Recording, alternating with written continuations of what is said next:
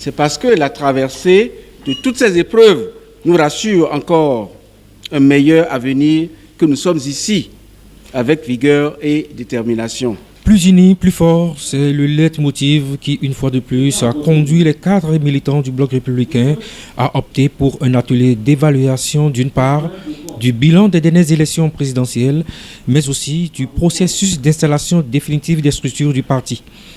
En procédant à l'ouverture officielle de cet atelier ce jour, samedi 5 juin 2021, le secrétaire exécutif national a avant tout propos reconnu le travail abattu par les différentes composantes du parti lors du scrutin présidentiel du 11 avril 2021 qui a conduit à la victoire du duo Talon-Talata.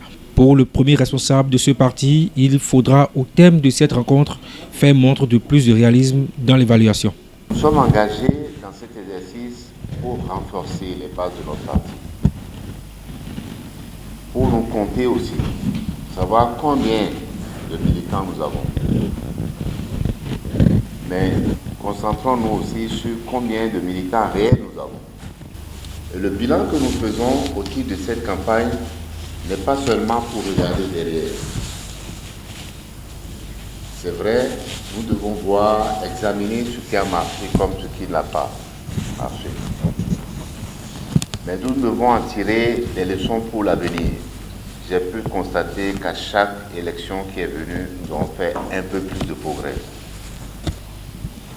Et c'est cela qui nous permet de dire que non seulement nous avons rempli nos obligations en ce qui concerne le passé, mais que cela augure de ce qui va venir et qui ne peut être que bien pour le Bloc républicain. Un bilan qui n'a sans doute pas occulté de reconnaître au chef de l'État, le président Patrice Talon, son sens de pragmatisme dans la confirmation de plusieurs cadres du parti comme ministre dans son nouveau gouvernement. Et pour cela, le portefeuille d'État chargé de la coordination gouvernementale assuré par le premier leader du parti, Abdoulaye Biotchadé, n'est pas à occulter.